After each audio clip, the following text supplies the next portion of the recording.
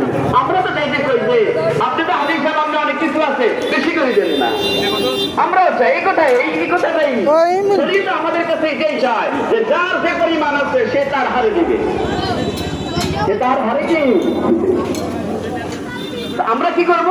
আমরা সারা জীবন এভাবে দেওয়ার জন্য যখন জিহাদ কাজ আছে সব কাজের মধ্যে জান মালকে ব্যবহার করব এবং কালিমার উপরে ঈমানের উপরে অটল থাকবো, যে এমন অবস্থায় না যেন আমার মৃত্যু হয়, যে আমি ঈমানের উপরে আছি, আমলের উপরে আছি, এই অবস্থায় যেন আমার রূহ যায়। যদি এই অবস্থায় রূহ যায় তার মানে হলো সে জান মালকে আল্লাহর জন্য হস্তান্তর করবে, তখন মওত হয়ে যাবে এই অবস্থায়। এরপর আমরা আলহামদুলিল্লাহ ওলামায়ে কেরাম কে ওলামায়ে কেরাম আপনারা তো সবাই বলেন এবং মাঝে মাঝে একটু খোঁজা মারিয়ে কন হুজুরা যদি কোথাও দাওয়াত আপনারা দেন, আবার দাওয়াতের ফিরিয়ে আইতে কন হুজুরা যে কোনে মেচ্ছেন, কথা কয়নি কয় না, কারণ দাওয়াত দিলেনও কা আবার এই কথা কনও কা। আজকে আপনার ভাই দিছে, কালকে আপনি দাওয়াত দিবেন, আবার এই অপমানজনক কথা বলেন কেন? কথা বুঝেন না কথা? এই যে অনেকে হাসাহাসি করবার জন্য বলে, এগুলো ঠিক না। সম্মান জানান।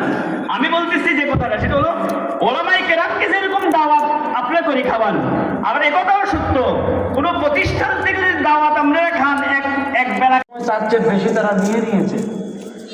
সুতরাং ৭১-এর ঋণ পরিশোধ করার মতো আর কিছু নাই। এখন যদি তারা হাত তুলে উচিত তারা ঠ্যাং ভেঙে দেওয়া একেবারে।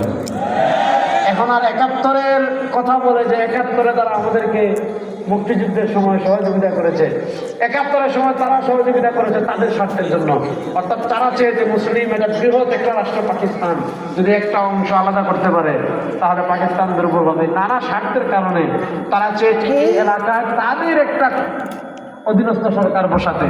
তো ১৯৭১-এ তারা যা করেছে, যতটুকু অনুগ্রহ করেছে এর চেয়ে বেশি তারা নিয়েছে। মেজর জলিলের একটা বই আছে, হুজুর বলতে পারবেন, আপনারা হয়তো